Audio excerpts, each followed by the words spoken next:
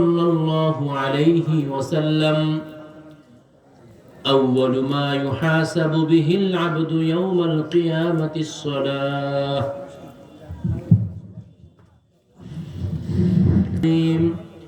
وصدق رسوله النبي الكريم ونحن على ذلك من الشاهدين والشاكرين والحمد لله رب العالمين الحمد لله আব্দুর রহমান হাওলাদার জামে মসজিদ ও যুব সমাজের উদ্যোগে আয়োজিত আজকের এই বিশাল আজিমুশান তাফসীরুল কোরআনের দ্বিতীয় বার্ষিক মাহফিলের সম্মানিত সভাপতি জনাব হযরত মাওলানা কারি বুরহানুদ্দিন খান সাহেব দামাত বরকাতুহুম, সভাপতি ইমাম মুয়াজ্জিন সমাজ কল্যাণ পরিষদ মাদারীপুর, আমার পূর্বে আলোচনা করেছেন আমাদের অত্যন্ত শ্রদ্ধেয় বড় ভাই জনাব হযরত হাফেজ মাওলানা মুফতি আশরাফ আলী গওহারি দামাত বরকাতুহুম, আলোচনা করেছেন অত্যন্ত গুরুত্বপূর্ণ আলোচনা করেছেন আমার পূর্বে অত্র এলাকার বিজ্ঞ ওলামায়ে হযরত, অত্র এলাকার আলেম ওলামা, দিগার বুজুর্গানে কেরাম, এলাকার গণ্যমান্য মুরব্বিয়ানে ইজাম। লা ইলাহা ইল্লাল্লাহ মুহাম্মাদুর রাসূলুল্লাহ এর সোনালী সূত্রে গঠিত ইসলাম প্রেমিক, দিন প্রেমিক, মাহফিল প্রেমিক যুবক ভাইয়েরা, পর্দার অন্তরালে অবস্থানরত সম্মানিতা মা ও বোনেরা, আমরা সর্বপ্রথম সেই মহান রব্বুল আলামিনের দরবারে শুকর আদায় করে নিচ্ছি যে আল্লাহ পাক রব্বুল আলামিন বড় দয়া করে মায়া করে আমাদের 10 মায়ের 10 সন্তানকে এমন এক মজমায় এসে হাজিরা দেবার তৌফিক দান করেছেন, যেই মজমা সম্পর্কে জনাবে রাসূলুল্লাহ সাল্লাল্লাহু আলাইহি ওয়াসাল্লাম বলেছেন, ইদা মারাতুম বিরিয়াদিল জান্নাহ ফারতাউ। যখন কোরআনে কারীমের আলোচনা হয়, রাসূল পাক সাল্লাল্লাহু আলাইহি ওয়াসাল্লামের হাদিস নিয়ে মুযাকারা হয়, ইলমি চর্চা করা হয়, এক কথায় দ্বীনি মুযাকারা করা হয়, এমন বৈঠকে আল্লাহ পাক রব্বুল আলামিন, এমন বৈঠককে রাসূল পাক সাল্লাল্লাহু আলাইহি ওয়াসাল্লামের ভাষায় বলা হয়েছে, এগুলো সাধারণ কোনো মজমা নয়, এগুলো হলো জান্নাতের বাগান। সুবহানাল্লাহ। মুহতারাম হাজিরিন, আল্লাহ পাক রব্বুল আলামিন আপনাকে আমাকে এখানে নিয়ে এসেছেন। আল্লাহ পাক রব্বুল আলামিনের খাস দয়া মেহেরবানি, গত 2 দিন যাবৎ যে পরিমাণ ঠান্ডা পড়তেছে আমাদের এলাকায়, তাতে মুরব্বীদের এই মাহফিলে আসার কষ্টের বিষয় ছিল। তদুপরি সবকিছুকে উপেক্ষা করে আমরা যারা আসতে পেরেছি, আল্লাহ পাক রব্বুল আলামিন যাদেরকে দয়া করে মায়া করে নিয়ে এসেছেন, আল্লাহ পাক রব্বুল আলামিন আশা করি ইনশাআল্লাহ এখান থেকে আমাদেরকে মাহরুম করে ফিরাবেন না। রাসূল পাক সাল্লাল্লাহু আলাইহি ওয়াসাল্লাম অন্য রওয়ায়াতের মধ্যে বলেছেন, যখন এ সকল মজমা শেষ হয় তো আল্লাহ পাক রব্বুল আলামিনের পক্ষ থেকে ফেরেশতারা এসে এসে ঘোষণা করে, কুমু মাগফুরান লাকুম। আল্লাহর বান্দারা এখানে এসেছিলেন, বসেছিলেন, ওয়াজ নসিহত শুনেছেন, কোরআন এবং হাদিসের আলোচনা শুনেছেন, এখন শেষ হয়েছে তো আল্লাহ পাক রব্বুল আলামিনের পক্ষ থেকে আপনাদের এখন ওঠার অনুমতি আছে। তবে শোনেন, ওঠার আগে আল্লাহ পাক রব্বুল আলামিনের পক্ষ থেকে একটা ঘোষণা হলো, এই মাগফুরান লাকুম। এই বৈঠকে আসার উসিলায় কোরআন এবং হাদিসের আলোচনা শোনার সুবাদে আল্লাহ পাক রব্বুল আলামিন তোমাদের জিন্দেগির গুনাহ খাতা মাফ করে দিয়েছেন। অন্য এক লম্বা রিওয়ায়াতের মধ্যে আল্লাহ রাসূল সাল্লাল্লাহু আলাইহি ওয়াসাল্লাম বলেছেন, লা ইয়াকউদু কওমুন ইয়াযকুরুনাল্লাহা ইল্লা হাফাতহুমুল মালায়েকা ওয়া গাশিয়াতহুমুর রাহমাহ ওয়া নাযালাত আলাইহিমুস সাকিনাহ ওয়া যাকারাহুমুল্লাহু ফী মান ইনদাহু আও কামা ক্বালা an-নবী সাল্লাল্লাহু তাআলা আলাইহি ওয়া আলিহি ওয়াসাল্লাম। আল্লাহ রাসূল সাল্লাল্লাহু আলাইহি ওয়াসাল্লাম বলেছেন, আমার উম্মতের মধ্য থেকে যখন কোনো বান্দা অথবা আল্লাহর বান্দিরা বসে একে অপরের সাথে কোরআন এবং হাদিস নিয়ে আলোচনা করে, আল্লাহ পাক রব্বুল আলামিনের জিকির আজগার করে, তাসবিহ তাহলিল করে, কোরআনে কারীম শিখায়, রাসূল পাক সাল্লাল্লাহু আলাইহি ওয়াসাল্লামের সুন্নাহ নিয়ে আলোচনা করে, শিখায়, এই সকল বৈঠককে আল্লাহ পাক রব্বুল আলামিন তার নিজের রহমত নাজিল করতে থাকেন। সুবহানাল্লাহ। ওয়া নাযালাত আলাইহিমুস সাকিনাহ। আল্লাহ রাসূল সাল্লাল্লাহু আলাইহি ওয়াসাল্লাম বলেন, এই সকল মজমায় যখন কোনো আল্লাহর বান্দারা বসে, তো আল্লাহ পাক রব্বুল আলামিন এই সকল বান্দাদের উপরে তার খাস এক প্রকারের রহমত, যেটাকে সাকিনা বলা হয়, এই সাকিনা নাজিল হয়। সুবহানাল্লাহ। রিওয়ায়াতের শেষে কি আল্লাহ রাসূল সাল্লাল্লাহু আলাইহি ওয়াসাল্লাম বলেছেন, ওয়া যাকারাহুমুল্লাহু ফি মান ইনদা। কোরআন এবং হাদিসের আলোচনা শোনার জন্য, করবার জন্য যারা বসেছে, আল্লাহ পাক রব্বুল আলামিন এ সকল বান্দাদের নাম নিয়ে নিয়ে আরশে আজিমের মধ্যে ফেরেশতাদের সামনে গর্ব করতে থাকেন। সুবহানাল্লাহ।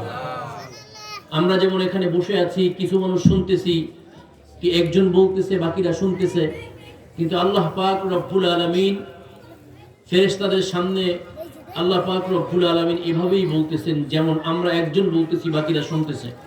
তো সেখানের বসা আর এখানের বসা এক হলেও আলোচনা এক নয়।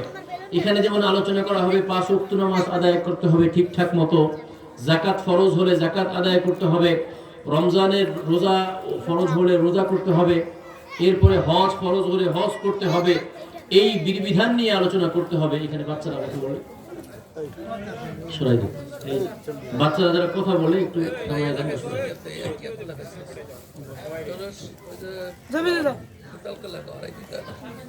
শোনায় দেওয়া হবে। 5 ওয়াক্ত নামাজ আদায় করতে হবে, রমজানের রোজা রাখতে হবে, হজ ফরজ হলে হজ করতে হবে। এখানে যেমন আলোচনা করা হবে, এগুলো আল্লাহ পাক রব্বুল আলামিন ফেরেশতাদের সামনে এসব বিষয়ে আলোচনা করবে না যে ফেরেশতারা তোমরা 5 ওয়াক্ত নামাজ পড়ো। এই আলোচনা করা হবে না যে ফেরেশতারা তোমরা যাকাত ঠিকমতো আদায় করো, ফেরেশতারা তোমরা নজর হেফাজত করো। এরকম কোনো আলোচনা সেখানে হবে না। আল্লাহ পাক রব্বুল আলামিন রাসূল পাক সাল্লাল্লাহু আলাইহি ওয়াসাল্লামের জবান দিয়ে বলেন, কুমু মাগফুরান লাকুম। আল্লাহ পাক রব্বুল আলামিন বলবেন, উশহিদু আন্নী ক্বাদ গফারতু লাহুম। আল্লাহর ফেরেশতারা তোমরা সাক্ষী থাকো, তোমরাই তো ওই দল যে সকল ফেরেশতারা বলেছিল আমি আল্লাহ পাক রব্বুল আলামিন তোমাদের সাথে পরামর্শ করেছিলাম মানব জাতি সৃষ্টির আগে, বলেছিলাম ইন্নী জাইলুন ফিল আরদি খলিফা, আমি জমিনে আমার প্রতিনিধি পাঠাবো, মানুষ সৃষ্টি করব। ফেরেশতারা তোমরা বলেছিলে আল্লাহ মানুষ বানানোর দরকার নাই, দুনিয়াতে তারা গেলে মারামারি কাটাকাটি হানাহানি করবে, মানুষের দরকার নাই। আর আপনার তাসবিহ তাহলিল যদি পড়তেই হয় তো আমরা ফেরেশতারাই আছি। নাহনু নুসাব্বিহু বিহামদিকা ওয়া নুকদ্দিসু লাক। আল্লাহ আপনার গুণগান করতে হলে, আপনার গুণকীর্তন করতে হলে, আপনার তাসবিহ তাহলিল পড়তে হলে আমরা ফেরেশতারাই আছি, মানুষ বানানোর দরকার নাই। মানুষ দুনিয়ায় গেলে আপনার কথা শুনবে না, আপনার রাসূলের কথা শুনবে না, আপনার হাবিবের কথাও শুনবে না, মারামারি কাটাকাটি হানাহানি করবে। তো আল্লাহ পাক রব্বুল আলামিন আপনাকে আমাকে এই বৈঠককে দেখাইয়া ফেরেশতাদেরকে বলবে, ও ফেরেশতারা তোমরা না বলেছিলা এই মানুষগুলো আমি আল্লাহর কথা শুনবে না, আমার হাবিবের কথা শুনবে না, দ্বীনের কথা শুনবে না, এরা দুনিয়ায় গেলেই মারামারি কাটাকাটি হানাহানি করবে। তো আজকে জমিনের দিকে তাকাও, দেখো ইন্না ফুলান ইবনা ফুলান, অমুকের পুত্র অমুক। আল্লাহ পাক আমার নাম, আমার বাবার নাম, আপনার নাম, আপনার বাবার নাম নিয়ে নিয়ে আরশে আজিমের মধ্যে গর্ব করতে থাকবেন। সুবহানাল্লাহ। একটু চিন্তা করার বিষয়, একটু চিন্তা করার বিষয়। আমরা এটা কোন এলাকার মধ্যে পড়ছে? রাস্তি এলাকার মধ্যে মনে করেন এখানে যারা আছি আমরা, বাংলাদেশের প্রধানমন্ত্রী তিনি যদি পার্লামেন্টে বসে কথা বলেন রাস্তির অমুক ব্যক্তি আমার কাছে খুব প্রিয়, বলেন তো প্রধানমন্ত্রী এই কথা বলার দ্বারা আমাদের মান সম্মান কমবে না বাড়বে? আরো আস্তে কোন, আরো জোরে।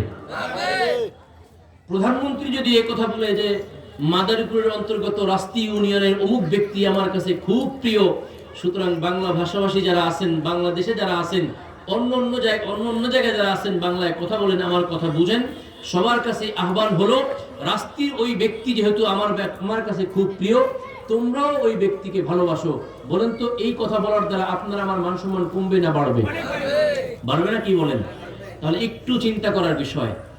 একটা দেশের প্রধানমন্ত্রী যদি এই কথা বলে পার্লামেন্টে বসে, এটাই যদি আপনার আমার মান সম্মান বাড়ার কারণ হয়ে যায়, তাহলে আজকে যে মাহফিল, এই মাহফিল আল্লাহ পাক রব্বুল আলামিন আপনার জন্য আমার জন্য এমন এক বৈঠক বানাইছেন, এমন এক মজবা বানাইছেন, যেখানে বসলে সকল বাদশার বাদশা, সকল প্রধানমন্ত্রীর মন্ত্রীকে আল্লাহ পাক রব্বুল আলামিন ফেরেশতাদের সামনে নিয়ে বলে, শোনো আল্লাহর বান্দারা, এই সকল বান্দারা যদি কিয়ামতের দিন নিজের গুনাহের কারণে ধরা খেয়ে যায়, তো আমি আল্লাহ পাক রব্বুল আলামিন শুধুমাত্র এই বৈঠককে উসিলা করে उशहिदू अन्नी कद गफरतु लहुम, अगर इन सब लोगों में एक भी क़यामत के दिन अपने गुनाहों के लिए पकड़ा हो जाएगा तो मैं अल्लाह सिर्फ इस मजलिस के जरिया इन सब लोगों को जहन्नम से नजात दिला के मेरी जन्नत दे दूंगा। আল্লাহ পাক বলেন উশহিদু আন্নী ক্বাদ গফারতু লাহুম, ফেরেশতারা তোমরা একটু সাক্ষী থাকো, অমুকের পুত্র অমুক, আমার নাম, আমার বাবার নাম, আপনার নাম, আপনার বাবার নাম নিয়ে নিয়ে আল্লাহ পাক রব্বুল আলামিন আরশে আজিমে বলবেন যে আমি আমার এই বান্দাগুলোকে মাফ করে দিলাম। সুবহানাল্লাহ। সুতরাং যে আল্লাহ পাক রব্বুল আলামিন গুনাহ মাফের বৈঠকে, জান্নাতে যাওয়ার বৈঠকে উলামা একরামের মজলিসে এসে বসার তৌফিক দান করেছেন, সে রব্বে করিমের দরবারে শুকর আদায় করে সকলেই বলি আলহামদুলিল্লাহ। আরো জোরে বলেন আলহামদুলিল্লাহ। তৌফিক দিয়েছেন কে? আরো জোরে বলেন আল্লাহ পাক রব্বুল আলামিন তৌফিক দিয়েছেন।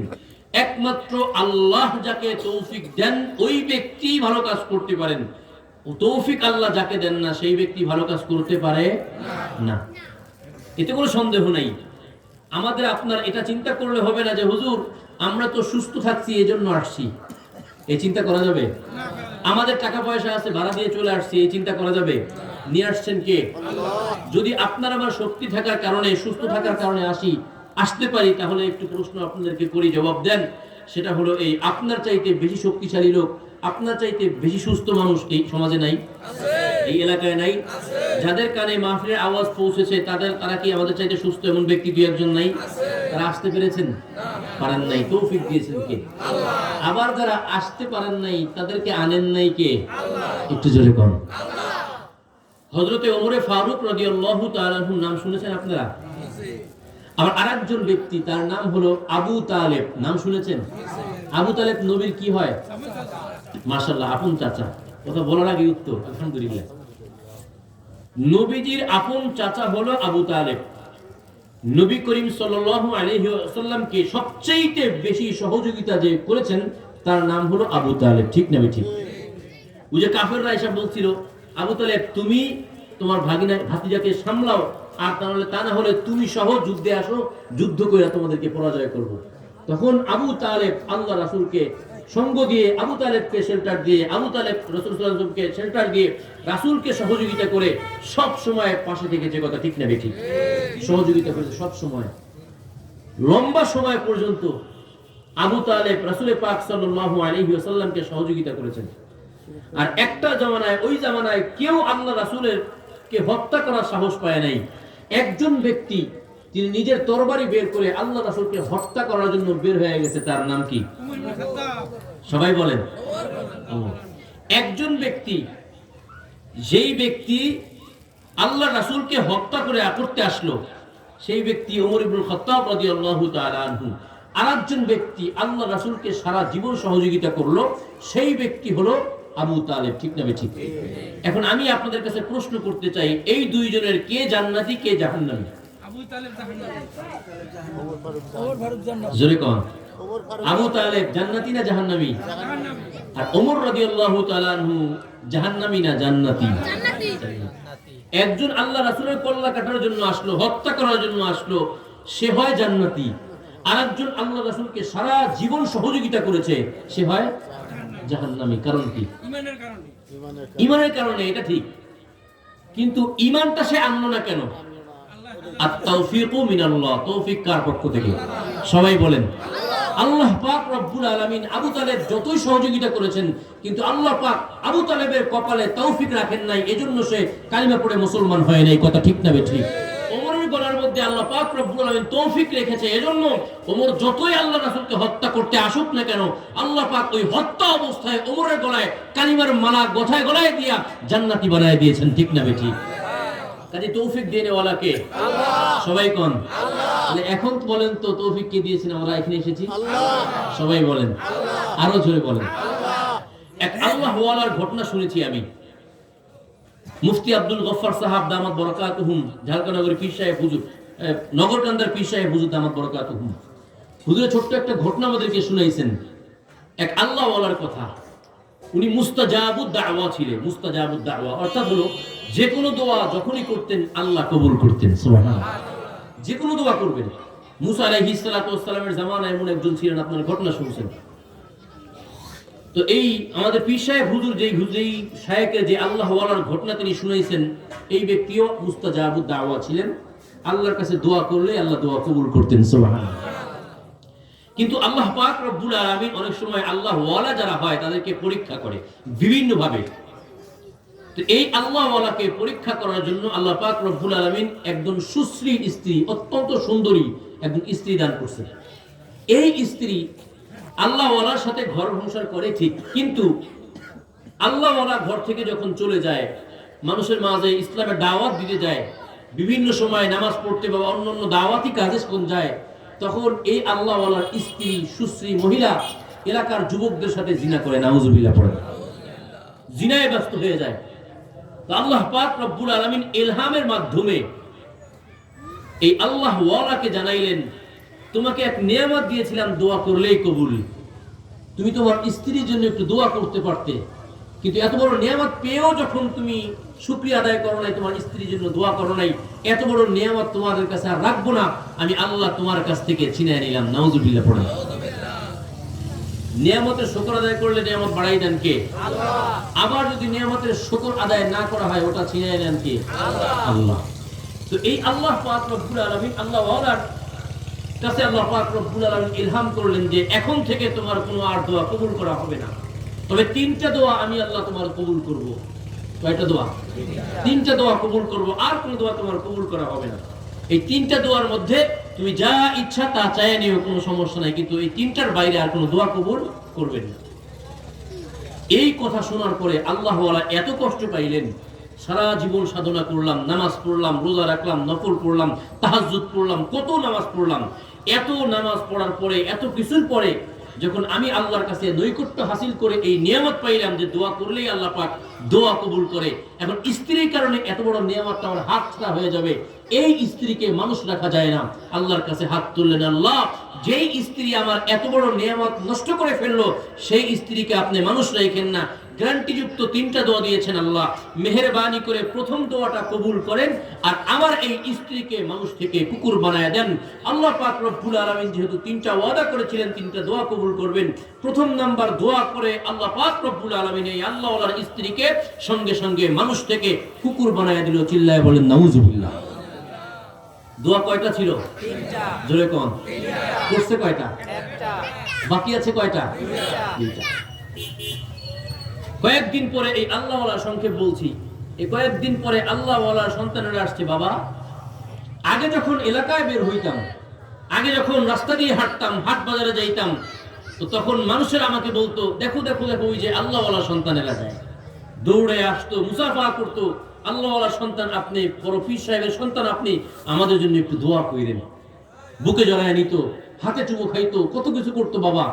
কিন্তু এখন যেহেতু আপনার বদদোয়ার কারণে আমাদের মা কুকুর হয়ে গেছে, এখন মানুষ আমাদের আল্লাহ ওয়ালার সন্তান বলে না, এখন বলে কুকুরের বাচ্চা, নাউজুবিল্লাহ পড়ে।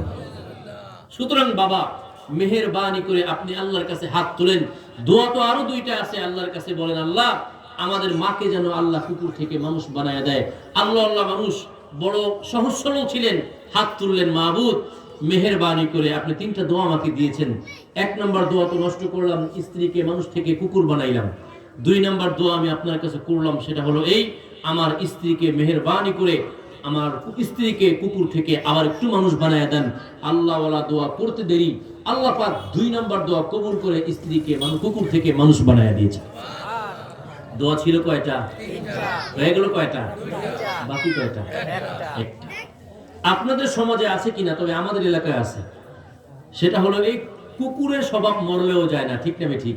কয়লা ধুইলে ময়লা যায় না। এই স্ত্রী যখন আবার কুকুর থেকে মানুষ হইল, সমাজের মধ্যে আবার জিনা, বেবিচার, ফিতনা, ফাসাদ ছড়াইতে লাগলো। এলাকার মুরব্বীরা আসছে, আরে আল্লাহ ওয়ালা আপনি বড় ঠিক আছে, কিন্তু আপনার স্ত্রী তো খারাপ কাজ করে বেড়ায়, এমন স্ত্রী নিয়ে আপনি কিভাবে ঘর সংসার করেন?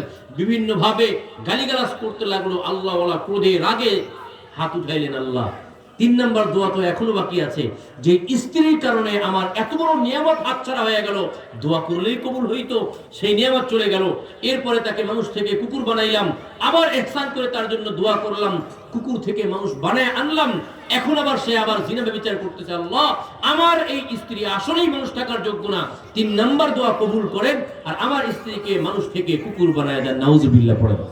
আল্লাহ পাক রব্বুল আলামিন সঙ্গে সঙ্গে এই আল্লাহ ওয়ালার দোয়াকে কবুল করলেন, সঙ্গে সঙ্গে স্ত্রীকে মানুষ থেকে কুকুর বানায় দিলেন। নাউজুবিল্লাহ।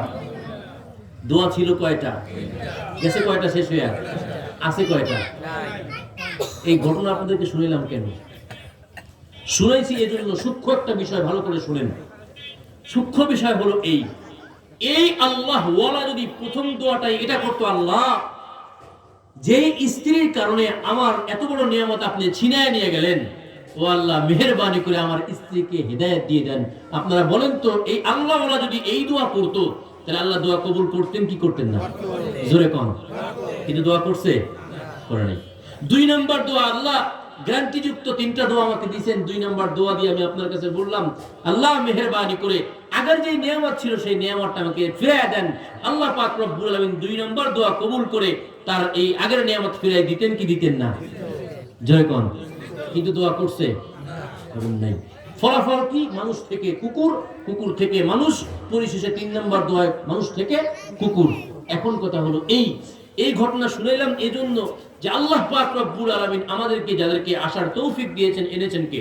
আল্লাহ। এই যে আল্লাহ ওয়ালা তার 3টা গ্যারান্টিযুক্ত দোয়া থাকা সত্ত্বেও সে তার নিয়ামত ফিরাইতে পারলো না, স্ত্রীকে হেদায়েত সম্পূর্ণ করতে পারলো না। এটার কারণ হলো এই আত-তাওফীকু মিনাল্লাহ। আল্লাহ পাক রব্বুল আলামিনের পক্ষ থেকে তৌফিক হয়। এই স্ত্রীর ব্যাপারে, মানুষ থাকার ব্যাপারে কোনো তৌফিক ছিল না। এজন্য আল্লাহ ওয়ালার মাথায় আশাই নাই যে তার হেদায়েতের জন্য দোয়া করতে হবে। কথা ঠিক না বেটি?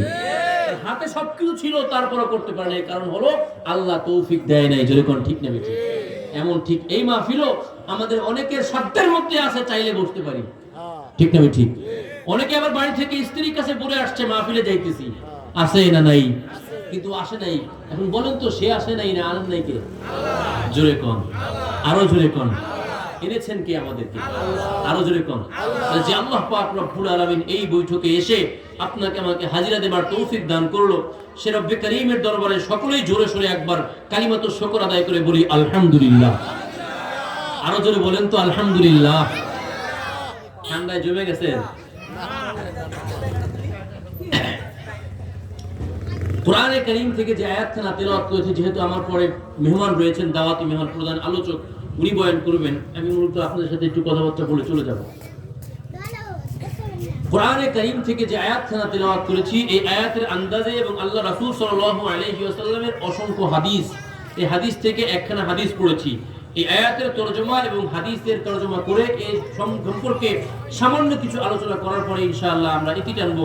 বাকি প্রথমেই দোয়া করে নেই, আল্লাহ পাক রব্বুল আলামিন যেন আপনাকে, আমাকে, সবাইকে যে কথাগুলো বলা হয় পরিপূর্ণভাবে আমল করার তৌফিক দান করেন, বলেন আমিন। বিশেষ করে যারা বক্তা, তাদের আরো বেশি আমল করা দরকার। ঠিক না বেঠিক? কারণ আগে ওয়াজ কম ছিল, আমল বেশি ছিল। ঠিক না বেঠিক? আর এখন ওয়াজ বেশি, আমল কম। ঠিক না বেঠিক? কারণ আমার মতো বক্তা যারা আছে, আমাদের আমলই নাই। আল্লাহ পাক রব্বুল আলামিন আমাদের কি মনে হয়, ডাক্তার বলছে লিমা তাকুলুনা মা লা তাফআলুন, এরে নিজে যা করো না, নিজে যা আমল করো না, তা অপররে কেন করো? ঠিক না ভাই? ঠিক। এজন্য এই আল্লাহ পাক রব্বুল আলামিনের দরবারে সেদিন আসামি হওয়ার চাইতে আমরা তওবা করি আল্লাহর কাছে, আল্লাহ আমাদের মুখের কথা, দিলের আমল, শরীরের আমল সমস্ত কিছুকে এক করে দাও। সকলে বলেন আমিন। কোরআনে কারীম থেকে যে আয়াত তেলাওয়াত করেছি, আল্লাহ পাক রব্বুল আলামিন বলেন, আমি মানব এবং জিন জাতিকে আমি আল্লাহর ইবাদত করার জন্য সৃষ্টি করেছি। সুবহানাল্লাহ। আপনাকে আমাকে কার ইবাদত করতে হবে? জোরে বলেন। আল্লাহ পাক রব্বুল আলামিনের ইবাদত করতে হবে। আল্লাহ পাক রব্বুল আলামিন এজন্যই আপনাকে আমাকে সৃষ্টি করছে। ঠিক না? ঠিক। আস্তে আস্তে আল্লাহ পাক রব্বুল আলামিন আমাদেরকে বলছেন, নবীজি যিনি সারা জীবন ইবাদত করলেন, তাকেও করলেন আল্লাহ পাক, তাকে বলছেন ওয়া'বুদ রাব্বাকা হাত্তা ইয়াতিয়াকাল ইয়াকিন। মুহাম্মদ সাল্লাল্লাহু আলাইহি ওয়াসাল্লাম, আমি আল্লাহ আপনাকে বলছি, আপনি জন্ম থেকে, আজ থেকে নিয়ে একদম মৃত্যু পর্যন্ত আল্লাহর ইবাদত করতে থাকেন। সুবহানাল্লাহ। নবীজি এমন একজন মানুষ যাকে আল্লাহ পাক বলছেন ওয়া'বুদ রাব্বাকা হাত্তা ইয়াতিয়াকাল ইয়াকিন, রবের ইবাদত করতে হবে মৃত্যু পর্যন্ত, ঠিক না বেঠিক? ইয়াকিন, ইয়াকিন শব্দের অর্থ সমস্ত তাফসিরে লেখা মৃত্যু, কিন্তু কিছু কিছু ভাইরা এমন আছে যারা নামাজ ফাঁকি দেবার চায়, তারা কয় হাত্তা ইয়াতিয়াকাল ইয়াকিন। ইয়াকিন মানে হলো এই ইবাদত করতে করে যখন ইয়াকিন চলে আসবে তখন আর ইবাদত করা লাগবে না। নাউজুবিল্লাহ পড়ে। এমন আছে না নাই? জোরে কম। আপনাদের এখানের কথা বলছি না, আমাদের ওইদিকে নাই, আছে। তারা বলে হুজুর কোরআন শরীফে আছে কি? আল্লাহ পাক বলছেন, বাংলা তরজমা পড়ছে, আল্লাহ পাক বলছেন আল্লাহ পাকে তোমার রবের ইবাদত করো ওই পর্যন্ত যতক্ষণ পর্যন্ত তোমার কাছে তোমার ইয়াকিন না চলে আসে। আর ইয়াকিন দ্বারা উদ্দেশ্য কি? সমস্ত তাফসীরে বলে লেখছে, সাহাবা একরাম লেখছে, আব্দুল্লাহ ইবনে আব্বাস এবং আব্দুল্লাহ ইবনে মাসউদ রাদিয়াল্লাহু তাআলা সকল সাহাবীরা বলছে এই ইয়াকিন দ্বারা উদ্দেশ্য মৃত্যু, তার মানে ইবাদত করতে হবে মৃত্যু পর্যন্ত, ঠিক না বেঠিক? কিন্তু ওই সব ভাইয়েরা তারা বলে যে ইয়াকিন চলে আসলেই নামাজ লাগবে না। নাউজুবিল্লাহ পড়ে। আর অনেকে তো আছে এমন, হুজুর নামাজ পড়তে কোন, আপনারা তো শরীয়তের হুজুর, মারিফতের হুজুর না, আমরা যে হাঁটি হাঁটার মধ্যেই নামাজ পড়ে ফেলি। নাউজুবিল্লাহ। হাঁটার মধ্যেই নামাজ পড়ে, পশ্চিম নাই, পূর্ব নাই, উত্তর নাই, দক্ষিণ নাই, তাদের কেবলাও নাই, তারা একদম মঞ্জিলে মাকসুদে পড়ে পৌঁছায় গেছে। নাউজুবিল্লাহ পড়ে। ভাই আছে না নাই? আল্লাহ পাক হেফাজত করুক, জোরে কোন আমিন। ইবাদত করতে হবে কার? আপনারা ঠান্ডা হয়ে গেছেন না? একটু গরম করি, জোরে বলেন কার? আরো জোরে কোন। জবান দিয়েছেন কে? জোরে কোন। নির্বাচনের নেতা। নিঃসন্দেহে যে ব্যক্তি নির্বাচনের নেতা থাকে প্রত্যেক এলাকার, উনি জবান দিছে। কেন? কে দিছেন? আরো জোরে কোন। আরো জোরে। আল্লাহ পাক রব্বুল আলামিনের ইবাদত করতে হবে। ইবাদতের মধ্যে অসংখ্য ইবাদত রয়েছে। নামাজ পড়া ইবাদত, হজ করা ইবাদত, জোরে বলেন, উমরা করা, যাকাত দেয়া, কুরবানি করা, দান সদকা করা, মসজিদ মাদ্রাসা করা, দান সদকা করা, সবকিছুই ইবাদত। ইবাদতের অভাব নাই। আল্লাহ পাক রব্বুল আলামিন এক আয়াতের মধ্যে বলছেন, নবী বলেন, কুল ইন্না সলাতি ওয়া নুসুকি ওয়া মাহইয়ায়া ওয়া মামাতি লিল্লাহি রাব্বিল আলামিন। এই আয়াতের মধ্যে একজন মানুষের জীবনের যতগুলো পার্ট হতে পারে, যতগুলো অংশ হতে পারে, এই প্রত্যেকটাই একমাত্র কার জন্য করতে হবে? আর এই সবগুলো যেন ইবাদত হয়, এই ব্যাপারে আদেশ করেছেন কে? আল্লাহ পাক রব্বুল আলামিন। ইবাদতের অভাব নাই। এখন সবগুলো নিয়ে যদি আলোচনা করাই তাহলে লম্বা সময় লেগে যাবে। ইবাদতের মধ্যে একটা ইবাদত আছে, যে হাদিসটা আমি পড়েছি, ওই ইবাদত সম্পর্কে আলোচনা করে ইনশাআল্লাহ আমরা আলোচনার ইতি টানবো। আল্লাহ পাক রব্বুল আলামিন আপনাকে আমাকে সবাইকে আমল করার তৌফিক দান করুক, জোরে বলেন আমিন। আল্লাহ রাসূল বলেছেন, আউয়ালু মা ইউহাসাবু বিহিল আবদু ইয়াউমাল কিয়ামাতিস সালাত। ইবাদত তো অভাব নাই, সব ইবাদত, কিন্তু ইবাদতের যতগুলো ইবাদত আছে সবগুলো হিসাব আল্লাহ পাক নেবেন। তবে সর্বপ্রথম যে ইবাদতের হিসাব আল্লাহ পাক নেবেন, সেই ইবাদতের নাম হলো নামাজ, ঠিক না বেঠিক? সর্বপ্রথম আল্লাহ পাক কোন ইবাদতের হিসাব নেবেন? নামাজ। জোরে বলেন, সবাই বলেন। হযরতে ওমরে ফারুক রাদিয়াল্লাহু তাআলা আনহু বলছিলেন যে আমাদের জামানায়, মানে নবীর জামানায়, সাহাবীদের জামানার কথা বলছেন, যে আমাদের জামানায় একজন মানুষ মুসলমান না কাফের এটা বোঝার একমাত্র পন্থা ছিল নামাজ। সুবহানাল্লাহ পড়ে। বাইনাল আবদি ওয়া বাইনাল কুফরি তারকুস সালাত। আমরা বুঝতাম যে ব্যক্তি নামাজ ছেড়ে দেয় সেই ব্যক্তি মুসলমান না, সে কাফের। আর যে ব্যক্তি নামাজ পড়ে সে ব্যক্তি মুসলমান। সুবহানাল্লাহ। তাহলে একজন মানুষ যে নামাজ পড়ে, ইসলাম তাকে আখ্যা দিয়েছে মুসলমান। আর যে ব্যক্তি নামাজ পড়ে না, ইসলাম তাকে প্রকৃতপক্ষে হাকিকি মুমিন বলে না। কথা ঠিক না বেঠিক? অন্য এক হাদিসের মধ্যে আল্লাহ রাসূল বলেছেন, মান তারাকা সালাতান মুতাআম্মিদান ফাকাদ কাফারা। যে ব্যক্তি ইচ্ছা করে এক ওয়াক্ত নামাজ ছেড়ে দিল। কয় ওয়াক্ত? সবাই বলেন। এক ওয়াক্ত নামাজ, 100 ওয়াক্ত না, 100 দিন নয়। আমাদের মধ্যে, আপনাদের মধ্যে এখানে নাই, হয়তো বা আমাদের এলাকায় থাকতে পারে, 100 দিনেও এক ওয়াক্ত নামাজ পড়ে না এমন ব্যক্তি আছে না নাই? আল্লাহ পাক রব্বুল আলামিন এই জাতিকে হেফাজত করুক, জোরে বলেন আমিন। আল্লাহ রাসূল বলেছেন, মান তারাকা সালাতান মুতাআম্মিদান ফাকাদ কাফারা। ইচ্ছা করে যে ব্যক্তি এক ওয়াক্ত নামাজ ছেড়ে দিল সে যেন কুফরি করলো, নাউজুবিল্লাহ পড়ে। যদিও এই কুফরির বিভিন্ন ব্যাখ্যা আছে, কিন্তু যেহেতু শব্দ এখানে কুফরি আসছে, এর দ্বারা উদ্দেশ্য হলো কেমন যেন একটা কাফের মতো কাজ করলো, কথা ঠিক না বেঠি? কিভাবে একজন মানুষ, আল্লাহ পাক রব্বুল আলামিন এত যত্ন করে আমাদেরকে বানাইলেন, এত আল্লাহ পাক রব্বুল আলামিন এত মায়া করে আমাকে বানাইলেন, আমাদের তো কিছুই ছিল না, সবকিছু দান করেছেন কে? আমাদের ছোট্টবেলায় আল্লাহ পাক রব্বুল আলামিন কোরআনে কারীমের মধ্যে চিত্র তুলে ধরেছেন, বলছেন হাল আতা আলাল ইনসানি হিনুম মিনাদ দাহরি লাম ইয়াকুন শাইআম মাযকুরা। মানুষ তো একসময় এমন ছিল যে উল্লেখ করার মতো কোনো জিনিস ছিল না। আমি আপনি যখন দুনিয়ায় আসি নাই, মায়ের পেটেও আসি নাই, আপনার আমার মা বাবার যখন বিবাহ হয় নাই, তখন আমাদের নাম মানুষ জানতো? জোরে বলেন।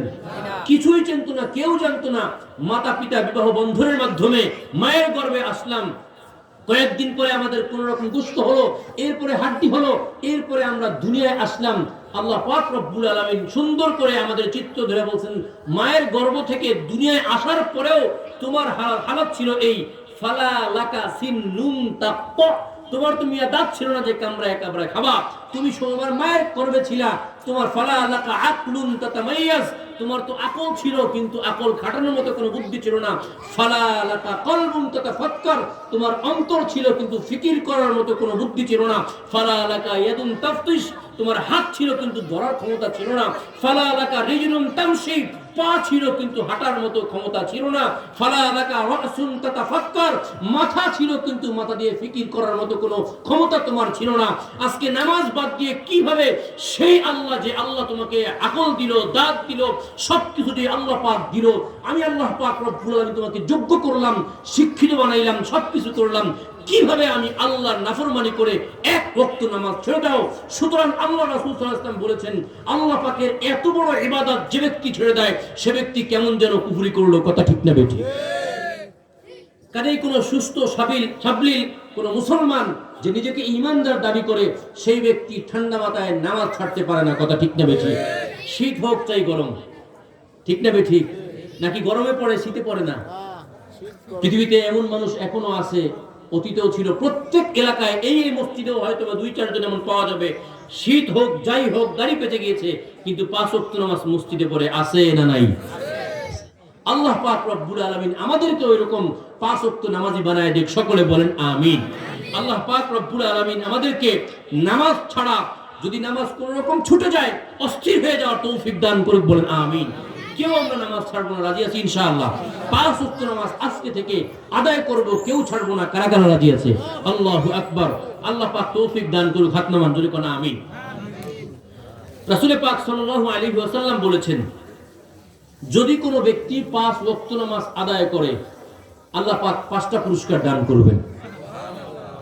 কয় ওয়াক্ত নামাজ? পুরস্কার কয়টা? জোরে কোন। নামাজ কয় ওয়াক্ত? আরে বহু জায়গায় মানুষ এমন আছে 5 ওয়াক্ত যে নামাজ তাও জানে না, আছে না নাই? নাই। চিটাগংয়ে এক জায়গায় আল্লামা আহমদ শফি রাহিমাহুল্লাহ তাআলার বাড়ি, যেখানে ওই এলাকায় 2013-তে চিল্লায় গেছিলাম। এক ভাইকে জিজ্ঞেস করেছিলাম, ভাই আপনি নামাজ কয় ওয়াক্ত বলতে পারেন? পারে না। কালিমা পারেন? পারে না শুদ্ধ করে। সর্বশেষে এতটুকু বললাম, ভাইজান নামাজ কয় ওয়াক্ত সেটা আপনি পারেন না, কালিমাটাও ভালো করে বলতে পারেন না। শেষে একটা প্রশ্ন করি, সেটা হলো এই, নবীর নাম জানেন? হ্যাঁ নবীর নাম জানেন। বলেন তো নবীর নাম। সুন্দর করে আটাশাটো হয়ে বলতেছে, আমাদের নবীর নাম হলো হযরত আলেকজান্ডার আলাইহিস সালাম। নাউজুবিল্লাহ পড়ুন, আরো জোরে করেন নাউজুবিল্লাহ। অথচ এই সন্তানটা নামাজেও যায়, এই সন্তানটার বাবা জানে আমার সন্তান খুব শিক্ষিত, এডুকেটেড, আমার সন্তান খুব ভালো, কিন্তু এমন সন্তান এখনো পর্যন্ত বাংলার জমিনে আছে না নাই? 5 ওয়াক্ত নামাজের নাম জানে না এমন সন্তান আছে না নাই? কাজেই আমরা ইনশাআল্লাহ, আমরা তো আলহামদুলিল্লাহ পারি, কিন্তু যারা না পারে তাদেরকে শিখিয়ে দেব। আল্লাহ তৌফিক দান করুক জোরে কানা আমিন। নামাজ কয় ওয়াক্ত? সবাই বলেন। যদি 5 ওয়াক্ত নামাজ ঠিকমতো আদায় করে পুরস্কার কয়টা দিবেন? কে? আল্লাহ। এই 5টা পুরস্কার ইনশাআল্লাহ আমরা আজকে এখান থেকে মুখস্থ করব, তারপরে বাড়ি যাব। রাজি আছেন কে কে? আল্লাহু আকবার। হাত নামান। মাশাআল্লাহ। আপনারা মুরব্বীরা যারা আছেন, আমরা তো এই গল্প শুনি না, এগুলো আপনারা শুনাইছেন। এক হুজুর নাকি বয়ান করছে যে গেরার উপরে কাপড় উঠানো হারাম, কবিরা গুনাহ, আজকে থেকে কেউ গেরার উপর কাপড় উঠাবেন না। তো হুজুরের বয়ানের মধ্যে জিজ্ঞেস করছে, ভাইরা আজকে যে বয়ান করলাম গেরার উপরে কাপড় উঠানো যাবে না, সতর খোলা যাবে না, কে কে আমল করবেন? সবাই তো হাত তুলছে। দাদার সাথে নাতি একজন গেছে ওয়াজ শুনতে, দাদার দিক তাকায় আছে। দাদাই তো সারাদিন কাঁথা দিয়ে কাজ করে, দেখি দাদা কি করে। দেখে হুজুরের সাথে দাদা হাত তুলছে। সুবহানাল্লাহ পড়ে। নাতি তো অবাক, আরে আমার দাদা দিন রাত একাকার করে কাঁথা দিয়ে কাজ করে খেতে, আজকে হুজুরের সাথে ওয়াদা করলো সে গ্রামের উপর কাপড় উঠাবে না, দাদা কাজটা করলো কি? ওয়াজ যখন শেষ চলে যাচ্ছে দাদা আর নাতি। খাল পানি হবে, খাল, আপনাদের এখানে তো বড় নদী, খাল আছে না ছোট ছোট, ওই খাল পানি দিয়ে যাবে। এখন পানি সাঁকো নাই, যাইতে হবে লুঙ্গি একটু উঠাইতে হবে। যেই লুঙ্গি একটু উঠাইতেছে নাতি, দাদা কি করেন? এইমাত্র আপনি ওয়াদা করে আসলেন যে কাপড় উঠাইবেন না। দাদা বলতেছে, বেটা ওয়াজ শুনছি এই পারে, ওয়াদা করছি এই পারে, ওয়াজ আর ওয়াদা এই পারে রাখো, আমরা যেমন উপরে। নাউজুবিল্লাহ পড়ে। আপনারা হাইছেন না ভাইজান। যদিও ওই কালের কথাগুলো এই কালে আমরা বলি না, কিন্তু কার্যত তা হয়ে যাইতেছে। কথা ঠিক নেবে ঠিক। বহু জায়গায় এমন আছে সুরের খেলাফ আমরা না, কোন ওলামা একরাম সুরের বিপক্ষে কথা বলেন না। তবে কথা বলে এজন্য যে সুর দিতে দিতে এমন কিছু আজগবি কথাও বলে যে কথাগুলো আসলে ঠিক না। আছে না নাই? একজন বক্তা সুন্দর করে সুর দিয়ে বলতেছে, মক্কায় গেলাম, মদিনায় গেলাম, ইউরোপ গেলাম, আমেরিকায় গেলাম, লেকিন মাদারীপুরের মতো এত সুন্দর একটা এলাকা আমার জীবনে দেখি নাই। জোরে কোন সুবহানাল্লাহ। অনেকে সুবহানাল্লাহ বলছে কি বলে নাই? জোরে কোন সুবহানাল্লাহ। অনেকেই সুবহানাল্লাহ বলছে, কিন্তু বললেন কেন সুবহানাল্লাহ? বললেন কেন? আমি কথাটা কি বলছি? এই মুরব্বী বলে নাই, সচেতন মানুষ, মাশাআল্লাহ। কথাটা বলছি, মক্কায় গেলাম, মদিনায় গেলাম, ইউরোপ গেলাম, আমেরিকায় গেলাম, কিন্তু মাদারীপুরের মতো সুন্দর শহর দেখলাম না। সবাই বললেন সুবহানাল্লাহ। আমার কথাটা কি সত্য না মিথ্যা? জোরে কোন। মক্কা সুন্দর না মাদারীপুর সুন্দর? মদিনা সুন্দর না মাদারীপুর সুন্দর? ইউরোপ আমেরিকা সুন্দর না মাদারীপুর সুন্দর? আলহামদুলিল্লাহ মাদারীপুরের মধ্যে, বাংলাদেশের মধ্যে মাদারীপুর একটা উন্নত শহর, ঠিক আছে, কিন্তু মক্কার চাইতে উন্নত না, মদিনার চাইতে উন্নত না, ইউরোপের চাইতে উন্নত না। কিন্তু আপনারা সুবহানাল্লাহ কইলেন কেন? জিগাইলে বলবেন, হুজুর আপনি তো সুন্দর করে সুর দিয়ে বলছেন, ওই সুরের ধাক্কায় সুবহানাল্লাহ বলে দিয়েছে। ঠিক না বে ঠিক? এরপরে যখন সারা 2 ঘন্টা ওয়াজ হয়, 2 ঘন্টা ওয়াজের পরে দুই সাহেব জিজ্ঞেস করে, এত ওয়াজ শুনে আসলেন, কি শুনলেন একটু বলেন। হে তো মনে নেই। হয় কি হয় না? জোরে কোন হয় কি হয় না? ম্যাক্সিমাম মনে হইতেছে বক্তা এবং শ্রোতা দুই প্রকার হয়ে গেছে। বক্তা চিন্তা করে সুন্দর করে সুর সার দিয়ে বয়ান করে যাব, আর 5টা দাওয়াত পাবো। শ্রোতারা চিন্তা করে দেখতে হবে বক্তাটা কেমন। ঠিক না ঠিক? বক্তারও তাকওয়া নাই যে আমলের নিয়তে বলবো, শ্রোতারও এরকম ইখলাস নাই যে আমলের নিয়তে শুনবো। ঠিক না ঠিক? কাজে আমরা ওই চেকআপ টেকটুক যা করছি সেটা আপন জায়গায় রাখেন, কিন্তু আজকে নিয়ত করেন এই সময় যে এখন যা আলোচনা করা হবে ইনশাআল্লাহ বাড়ি পর্যন্ত নিয়ে যাব, সারা জীবন আমল করব। রাজি আছেন কারা কারা? আল্লাহু আকবার। আল্লাহ পাক তৌফিক দান করুক। হাত নামান। বলেছিলাম 5 ওয়াক্ত নামাজ আদায় করলে পুরস্কার কয়টা? 5টা। জোরে কোন? 5টা। সবাই বলেন। 1 নাম্বার পুরস্কার, আল্লাহ পাক রব্বুল আলামিন এই ব্যক্তির রিজিকের অভাব হটায় দিবেন। সুবহানাল্লাহ। 1 নাম্বার পুরস্কার কি? রিজিকের অভাব। সবাই বলেন, মুখস্থ করবেন, সবাই মুখস্থ করবেন ইনশাআল্লাহ। 1 নাম্বার পুরস্কার, আল্লাহ পাক রব্বুল আলামিন রিজিকের অভাব হটায় দিবেন। সুবহানাল্লাহ পড়েন। 2 নাম্বার পুরস্কার, আতাহুল্লাহু আল মাউতা বিল ঈমান। আল্লাহ পাক রব্বুল আলামিন এই ব্যক্তির মৃত্যুটাকে ঈমান সহকারে দিবেন। সুবহানাল্লাহ। সাথে কবর আযাব maaf করে দিবেন। সুবহানাল্লাহ। তাহলে 1 নাম্বার পড়লাম, কবর রিজিকের অভাব হটায় দিবেন। 2 নাম্বার হলো ঈমানি মৃত্যু দিয়ে কবর আযাব maaf করে দিবেন। 3 নাম্বার পুরস্কার, আল্লাহ পাক আমলনামাটাকে ডান হাতে দিবেন। সুবহানাল্লাহ বলবেন না? 4 নাম্বার পুরস্কার, পুল সিরাত আল্লাহ পাক বিজলি ন্যায় পার করে দিবেন। 5 নাম্বার পুরস্কার, আদখালাহুল্লাহু আল জান্নাতা বিগাইরি হিসাব। আল্লাহ পাক রব্বুল আলামিন বিনা হিসাবে জান্নাত দান করবেন। কয়টা পুরস্কার? 5টা। কয়টা? 5টা। এই 5 পুরস্কার মুখস্থ করব। আবার আমি বলছি, আপনারা শুনেন। 1 নম্বর পুরস্কার, রাসূল বলেছেন যদি কোনো ব্যক্তি 5 ওয়াক্ত নামাজ ঠিকমতো আদায় করে, পুরস্কার কয়টা? 1 নম্বর পুরস্কার, রিজিকের অভাব হটায় দিবে। আপনারা বলবেন রিজিক এতটুকু মনে রাখলেই হবে। 2 নম্বর, ইমানি মউত, কবর আযাব মাফ। 3 নম্বর, আমলনামা ডান হাতে। 4 নম্বর, পুল সিরাত পার। 5 নম্বর, বিনা হিসেবে জান্নাত। আবার শুনেন আপনারা, এখান থেকে সবাই মুখস্থ করবেন, তারপরে ইনশাআল্লাহ বয়ান আগাবো। 1 নম্বর পুরস্কার, যদি কোনো ব্যক্তি 5 ওয়াক্ত নামাজ ঠিকঠাক মতো আদায় করে, জামাতের প্রতি, সময়ের প্রতি খেয়াল রেখে, পুরস্কার কয়টা? রিজিকের অভাব আল্লাহ পাক দূর করবেন। আপনাদের বলছি রিজিক বলবেন। 2 নম্বর হলো ইমানি মউত, কবর আযাব মাফ। 3 নম্বর, আমলনামা ডান হাতে। 4 নম্বর, পুল সিরাত। 5 নম্বর, বিনা হিসেবে জান্নাত। এবার আমার সাথে সবাই বলেন, যদি কোনো ব্যক্তি 5 ওয়াক্ত নামাজ ঠিকমতো আদায় করে, পুরস্কার কয়টা? 1 নম্বর, মাশাআল্লাহ। 2 নম্বর, ইমানি মৃত্যু, কবর আযাব মাফ। 3 নম্বর পুরস্কার, আমলনামা ডান হাতে, মাশাআল্লাহ। 4 নম্বর পুরস্কার, 5 নম্বর পুরস্কার, মাশাআল্লাহ। কার কার মুখস্থ হয়েছে? আল্লাহু আকবার, হাত তুলি। এখনো কয়েকজন বাকি আছে, আরেকবার বলি ইনশাআল্লাহ, হাত নামান। যদি কোনো ব্যক্তি 5 ওয়াক্ত নামাজ ঠিকমতো আদায় করে, পুরস্কার 5টা। 1 নম্বর পুরস্কার, আল্লাহ পাক এই ব্যক্তিকে ইজ্জতের রিজিক দান করবেন, রিজিকের অভাব হটায় দিবেন। 2 নম্বর পুরস্কার, ইমানি মৃত্যু দিয়ে কবর আযাব মাফ করে দিবেন। 3 নম্বর পুরস্কার, আমলনামা ডান হাতে দিবেন। 3 নম্বর, আমলনামা। 4 নম্বর পুরস্কার, পুল সিরাত পার। 4 নম্বর পুরস্কার, পুল সিরাত পার। 5 নম্বর পুরস্কার, বিনা হিসেবে জান্নাত। এবার মুখস্থ হয়েছে সবার? কার কার হয়েছে? আল্লাহু আকবার, মাশাআল্লাহ। এই যে দেখেন, এখন কি বলেন তো, এখন বলেন তো আপনারা যে আমাদের এই আজকের ওয়াজ কি খালি পেপার নিয়ে রেখে দেবো না বাড়ি পর্যন্ত নেওয়া যাইব? সবাই কন, জোরে কন।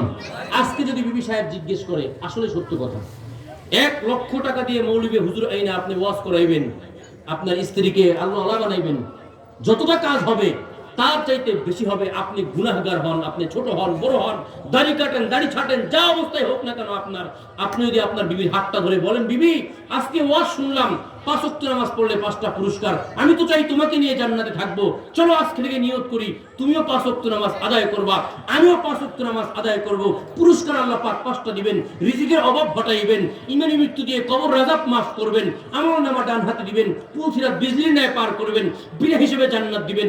বিবি তুমি আজকে থেকে আমল করবানি, আমি তো আশা করি ইনশাআল্লাহ। এমন কথা আপনি আমি যদি ঘরে গিয়ে বলি, প্রত্যেকটা বিবি আমল করবে, কথা ঠিক না বেঠিক? কাজে রাজি আছেন ইনশাআল্লাহ? তাহলে ওয়াজ মুখস্থ হয়েছে তো? জোরে কোন। এমন ভাবে মুখস্থ করেন যাতে জুমার দিন যদি হুজুর কোন কারণে না থাকতে পারে, আপনি মেম্বারে বসে ওয়াজ করে দিবেন যে শোনেন ভাইয়েরা, হুজুর তো নাই, তাহলে আমি যতটুকু পারি ততটুকু, 5 ওয়াক্ত নামাজ পড়লে 5টা পুরস্কার এই সর্বশেষে 5 নাম্বার পুরস্কার হলো বিনা হিসেবে জান্নাত। জান্নাত পর্যন্ত ওয়াজ করে দিলাম। সুতরাং আজকের ওয়াজ শেষ। যারা সুন্নাত পড়েন নাই সুন্নাত পড়েন, পারবেন ইনশাআল্লাহ। আল্লাহ পাক তৌফিক দান করুক, জোরে কোন আমিন। আল্লাহ পাক এজাদিকে বুঝার তৌফিক দান করুক, সকলে বলেন আমিন। বলছিলাম নামাজ কয় ওয়াক্ত? দাদা জানি কি? আচ্ছা, ওই কথা বলতে চাই, তাহলে এই অন্যদিন ছুড়ে দেবে ইনশাআল্লাহ। আপনার প্রশ্ন জবাব আমি আলোচনার পরে দিয়ে যাবো ইনশাআল্লাহ। যাই হোক, নামাজ কয় ওয়াক্ত? পুরস্কার কয়টা? মুখস্থ হয়েছে সবার? যুবক ভাইদের মুখস্থ হয়েছে? বুড়া পাকা দাড়ি পাকা মুরব্বীদের হয়েছে? মাশাআল্লাহ। আল্লাহ পাক রব্বুল আলামিন আমাদের সবাইকে 5 ওয়াক্ত নামাজ ঠিকমতো আদায় করার তৌফিক দান করুক, জোরে কোন আমিন। এখন কথা হলো এই 5টা পুরস্কার যে পাইলাম হুজুর, এখন আল্লাহ দিবেন কিভাবে এটা জানার দরকার আছে না? এটা জানিলেই ইনশাআল্লাহ আমাদের আলোচনা শেষ হবে। 1 নাম্বার, রিজিকের অভাব হটাইবেন কে? আল্লাহ। এখন দেখেন 5 ওয়াক্ত নামাজ ঠিকমতো আদায় করলে রিজিকের অভাব কিভাবে আল্লাহ হটায়, ভালো করে খেয়াল করেন। আমাদের সমাজে 5 ওয়াক্ত নামাজ আদায়কারী ব্যক্তি সবচেয়ে ঠিকমতো আদায় করে কোন ব্যক্তি? যে ইমাম না যে মুসল্লি? জোরে কোন, আরো কোন। হ্যাঁ, প্রত্যেক মসজিদে এমন মুসল্লি পাওয়া যায় যারা জীবন চলে যাবে 1 ওয়াক্ত নামাজ ছাড়ে না, আছে না নাই? তারপরে এই মুরব্বী অনেক সময় বিভিন্ন কাজের কারণে তাকবীরুল্লাহ ছুটে যায়, এলাকায় গেছে, মেয়ের বিয়ে, গরু কিনতে গেছে হাটে, তাকবীরুল্লাহ ছুটে যায়, ঠিক না বেঠিক? খেতে কাজ করতে গেছে, আস্তে আস্তে গোসল করে কাপড় পাল্টাইতে দেরি হয়ে যায়, ঠিক না বেঠিক? আর ইমাম সাহেবের দেরি হয়? জোরে কোন। দেরি তো দূরের কথা, নামাজ ছোটা তো দূরের কথা, 2 মিনিট দেরি হলে ইমাম চাকরি থাকে না, ঠিক না বেঠিক? আরে জোরে কর না ঠিক, আপনারা ঠিক কইলেও ঠিক, না কইলেও ঠিক, ঠিক না বে ঠিক? তাই 5 ওয়াক্ত নামাজ ইমাম সাহেব ঠিক মতো আদায় করে, কোন ঠিক না বে ঠিক? এখন কথা হলো, আল্লাহ রাসূল ওয়াদা করেছেন তাকবীরে উলার সাথে জামাতের সাথে ঠিকঠাক মতো আদায় করলে পুরস্কার আল্লাহ পাক 5টা দিবেন। প্রথম পুরস্কার আমরা দেখি কি অবস্থা, ইমাম সাহেব কেমন ইজ্জতের রিজিক খায়। আল্লাহ যে রাসূল যেহেতু ওয়াদা করেছেন, দেখি ইমাম সাহেবের রিজিকের অবস্থা কি। আপনাদের এলাকায় কি তা তো আমি জানি না, কিন্তু আমাদের এলাকার কথা বলছি। আমাদের এলাকায় পুরো এলাকার মধ্যে যদি 60 ঘর হয়, তাহলে পুরো এলাকার মধ্যে সবাই চায় ইমাম সাহেবকে খাওয়াইতে, ঠিক না বেঠিক? অন্তত মাসে একবার না হলেও 2 মাসে একবার, জোরে কম। তো মনে করেন প্রথম দিন জানুয়ারি মাসের প্রথম 1 তারিখে হাওলাদার সাহেবের বাড়িতে খাবার। হাওলাদার সাহেব বাসায় গিয়ে স্ত্রী বিবি সাহেবকে বলবেন, বিবি সাহেব আগামীকাল সকালে তো ইমাম সাহেবের বাড়ি খাবার, ইমাম সাহেবের খাবার আমার বাড়িতে। তো বিবি সাহেব কি বলবে, গতকালকে রান্না করে রাখছি, ওইটাই জল দিয়ে খাওয়া মনে, এই কথা বলবে? ইমাম সাহেবের খাবার 1 মাস পরে 2 মাস পরে আমার বাড়িতে আসছে, সুতরাং আমি এলাকার সবার চাইতে ভালো করে খাওয়াবো, ঠিক না বেঠিক? হাওলাদার সাহেব যদি এই কথা বলেও টাকা নাই, ওইটা আমি শুনতাম না, অমুক কাছ থেকে 1000 টাকা ধার করেন, 2000 টাকা ধার করেন, গরুর গোস্ত ইলিশ মাছ বাজারের সেরা বাজার করে নিয়ে আসেন, ঠিক না বেঠিক? আনার পরে সুন্দর করে এরপরে ইমাম সাহেবকে খাওয়ায়, জোরে কোন ঠিক না বেঠিক? 1 তারিখ হাওলাদার সাহেব খাওয়াইলো, 2 তারিখে সেক্রেটারি সাহেবের বাড়িতে খাবার। সেক্রেটারি সাহেব যখন বাড়িতে গিয়ে বলে, বিবি আগামীকাল আপনার আমাদের খাবার, সেক্রেটারি সাহেব বিবির কথা বলে না, বলে না? ইমাম সাহেবকে খারাপ খাওয়াবো এই কথা বলে? কি বলে? সবচাইতে ভালো খাওয়াবো, ঠিক না ঠিক? এরপরে আসেন কোষাধ্যক্ষ যিনি আছেন কেশিয়ার, তার বাড়িতে যখন খাবার আসে ওই একই কথা বলে। 4 তারিখে একই কথা, 5 তারিখে একই কথা, 6 তারিখে একই কথা, 7, 8, 9, 10, 11, 12, 13, 14, 15 তারিখে একই কথা, 20 তারিখে একই কথা, 25 তারিখে একই কথা, 29 তারিখেও একই কথা, 30 তারিখেও একই কথা, 31 তারিখেও বলে ইমাম সাহেবকে খাবার খাওয়ানো যাবে, খারাপ খাওয়ানো যাবে না, ইমাম সাহেবকে সবচাইতে ভালো খাওয়াইতে হবে, ঠিক না বেঠিক? 30 দিনই ইমাম সাহেবকে ভালো খাওয়াইলেন কে? আল্লাহ। এখানে আবার অনেক নারাজ হয়, হুজুর আমরা ক্রেডিট নেন কেন? ভালো খাওয়াইলে তোমার বউ, ভালো খাওয়াইলে তোমার বউ, ক্রেডিট আপনারা নেন কেন? আপনার বউ যেখানে দিয়েছেন কে? আপনার বউকে দিয়েছেন কে? মাথা এটা আল্লাহ পাক দিয়েছেন। আপনার মাথায় এটা আসতে পারে যে আমার মাধ্যমে ইমাম সাহেব ভালো খাইছে, আমার স্ত্রীর মাধ্যমে ইমাম সাহেব ভালো খাইছে, ব্যাপারটা এমন নয়। রাসূল পাক সাল্লাল্লাহু আলাইহি ওয়াসাল্লামের জবান দিয়ে তিনি বলে ফেলেছেন 5 ওয়াক্ত নামাজ আদায় করলে ইজ্জতের রিজিক আল্লাহ পাক দিবেন। আর সমাজের মধ্যে সবচেয়ে ভালো 5 ওয়াক্ত নামাজ পড়ে ইমাম সাহেব, আর ইমাম সাহেবকে ইজ্জতের রিজিকের ওয়াদা আল্লাহ পাক করেছেন। এই ওয়াদা নিবারণের জন্য, ওয়াদা পরিপক্ষ করার জন্য, ওয়াদা পূরণ করার জন্য আপনার বিবির স্ত্রীর মাথায়, আপনার হাওলাদার সাহেবের স্ত্রীর মাথায়, সেক্রেটারি সাহেবের স্ত্রীর মাথায়, কোষাধ্যক্ষের স্ত্রীর মাথায়, 30 ঘরে 30 দিন স্ত্রীর মাথায় আল্লাহ পাক রব্বুল আলামিন ঢুকাই দিয়েছেন এটা। সেটা হলো আমার এই বান্দা 5 ওয়াক্ত নামাজ ঠিকমতো আদায় করে, সুতরাং আমি আল্লাহ ওয়াদা করেছি আমার হাবিবের মাধ্যমে সে খাবার খারাপ খাইতে পারবে না, তার ইজ্জতের খাবার চাই। সুতরাং তুমি তোমার স্বামীকে এই কথা বলো, কথা ঠিক না বেঠিক? আমার বিবি বলে না আল্লাহ বলান, জোরে কোন।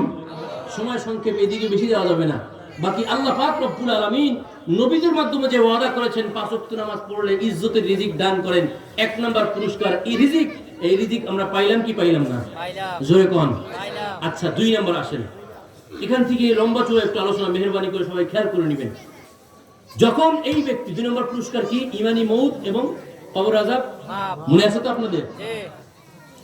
যখন এই 5 ওয়াক্ত নামাজ ঠিকমতো আদায়কারী ব্যক্তির মৃত্যুর সময় হয়, ফাদাআল্লাহু সুবহানাহু মালাকাল মউত, আল্লাহ পাক রব্বুল আলামিন আজরাইল আলাইহিস সালাতু ওয়াস সালামকে ডাকে, আর ডাইকা বলেন, উনজুর ইয়া মালাকাল মউত, এই যে জমিনের দিকে তাকাও, জমিনের দিকে তাকাও।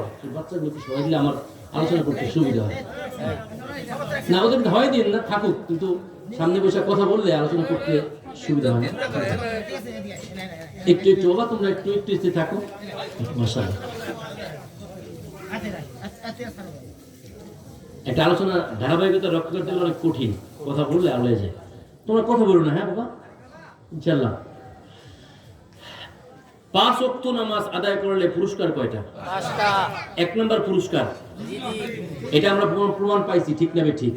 আসেন 2 নাম্বার রিজিক, 2 নাম্বার পুরস্কার হলো ইমানি মউত এবং কবর আযাব মাফ। যখন একজন 5 ওয়াক্ত নামাজ আদায়কারী ব্যক্তির মৃত্যুর সময় আসে, তো আল্লাহ পাক রব্বুল আলামিন আজরাইলকে ডাকেন। ফাদআল্লাহু সুবহানাহু ওয়া তাআলা মালাকাল মাউত, আল্লাহ পাক আজরাইলকে ডাকেন, ইয়া মালাকাল মাউত উনজুর ইলাল আরদ, জমিনের দিকে তাকাও। ফাইন্না হাদা আবদি, এটা কিন্তু আমার বান্দা, ইয়ামশি আলাল আরদ, জমিনের মধ্যে এখন হাঁটতেছে। তবে শোনো, সাউরসিলুকা ইলা আবদিন ফুলালিন লিতাকবিজা রূহা আবদি, আমার এই বান্দার কাছে তোমাকে আমি পাঠাবো, উদ্দেশ্য হলো এই বান্দার রূহকে কবজা করতে হবে। আল্লাহু আকবার পড়েন। এই বান্দার রূহ কবজা করা হবে, ফয়সালা হয়ে যায় আসমানে, আর এই বান্দা তো পুরো আমোদে মত্ত, ঠিক না বেঠিক? বহু মানুষ এমন আছে সকালবেলা বাজারে যায়, আশা তো এত যে বাজার থেকে এটা কিনা ওইটা কিনা, মেয়ে আসছে, ছেলে আসছে, নাতিপুতি আসছে ঢাকা থেকে, তাদেরকে খাওয়াইবে, তার আশা বড় ছিল, কিন্তু যাওয়ার আগেই এই রাস্তি ব্রিজের আগেই মারা যায়, এমন আছে না নাই?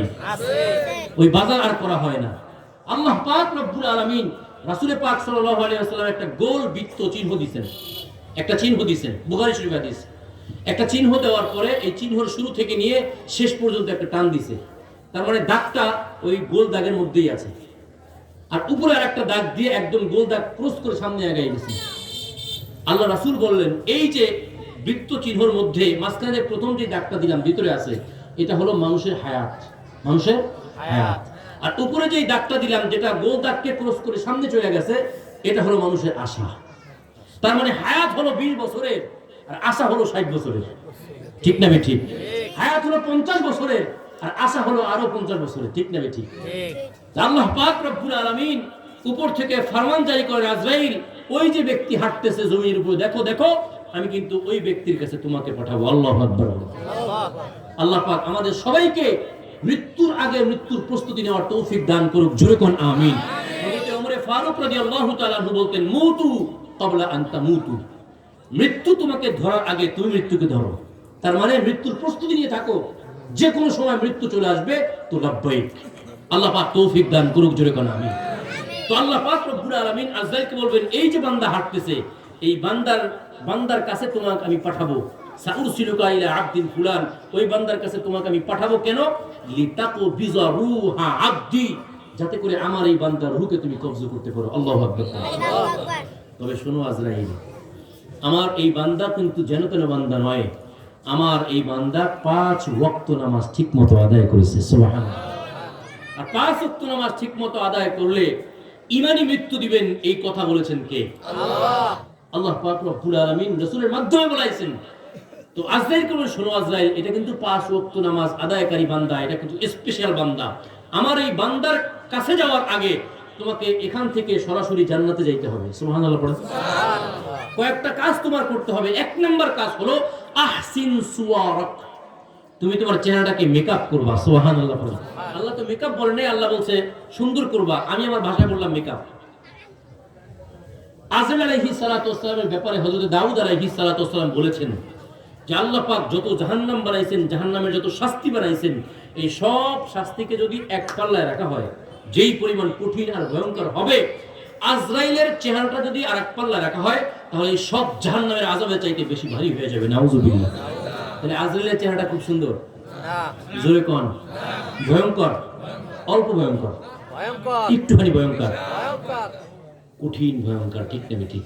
আল্লাহ বলবেন, খবরদার আজরাইল, আজকে যার কাছে যাবা, গতানুগতিক সাধারণ কোনো বান্দা আমার নয়, এই বান্দা 5 ওয়াক্ত নামাজ আদায় করেছে। সুতরাং আমার এই বান্দার কাছে যাওয়ার আগে আহসিন সুওয়ারাক, তুমি তোমার চেহারাটাকে সুন্দর করে যাবা। সুবহানাল্লাহ। পাগড়ি পরবা, সুন্দর সাদা জুব্বা পরবা, সুগন্ধি লাগাবা, এরপরে আমার বান্দার কাছে যাবা। সুবহানাল্লাহ। সরাসরি আমার বান্দার কাছে নয়, বরং ইনহাব ইলাল জান্নাহ, প্রথমে এখান থেকে জান্নাতে যাবা। ওয়া খুয দাশতাম মিনাজ যাহাবি ওয়াল ফিদ্দা, জান্নাতের মধ্যে অনেক পাত্র আছে, একটা পাত্র তৈরি হলো রূপা এবং স্বর্ণ দিয়ে, ওই পাত্রটা নিবা। ওয়া দা ফীহি আল মিশক ওয়াল আম্বার, আর ওই পাত্রের মধ্যে মিশক ও আম্বার ঢুকাবা। ওয়া খুয লিবাসাম মিনাল হারিরি মিনাল জান্নাহ, জান্নাত থেকে একটা রেশমি কাপড় নিবা। এই দুইটা নিয়ে ওয়াদহাব বিহিমা ইলা আবদি, এই দুইটাকে নিয়ে আমার বান্দার কাছে চলে যাও। সুবহানাল্লাহ। গিয়ে জানটা কবজ করো না, কয়েকটা কাজ আছে, সেটা হলো এই, গিয়ে বলবা, সাল্লামাল্লাহু আলাইকা ইয়া ইবা আব্দাল্লাহ, ও আল্লাহর বান্দা, দুনিয়াতে 5 ওয়াক্ত নামাজ আদায় করেছেন, শীতের মধ্যে ঠান্ডা পানি দিয়ে এই 14 তারিখে, 13 তারিখে, 12 তারিখে যে শীত গেল, এই শীতের মধ্যেও আপনি ঠান্ডা পানি দিয়ে ওযু করছেন। আল্লাহ পাক রব্বুল আলামিন এত খুশি হয়েছে, সাল্লাল্লাহু আলাইকা, আল্লাহ খুশি হয়ে আপনাকে সালাম দিয়ে দিয়েছেন। সুবহান। আল্লাহ যদি সালাম দেয় আর কিছু লাগে না? আরে জোরে কোন না। আর বলবেন ইন্নাল্লাহা মুনতাজিরুম বিজিয়ারাতিকা ইয়া আব্দুল্লাহ, ওহে আল্লাহর বান্দা, 5 ওয়াক্ত নামাজ ঠিকমতো আদায় করছেন, আল্লাহ এমন ভাবে খুশি হয়েছে যে আপনার সাথে সাক্ষাৎ করার জন্য আল্লাহ অধীর আগ্রহ নিয়ে বসে আছেন। সুতরাং চলেন, আমাদের সাথে যাইতে হবে। সুবহানাল্লাহ বলবেন না? আল্লাহ পাক রব্বুল আলামিন এই কথা বলবেন, ফেরেশতারা এই কথা বলবেন যে আমাদের সাথে যাইতে হবে।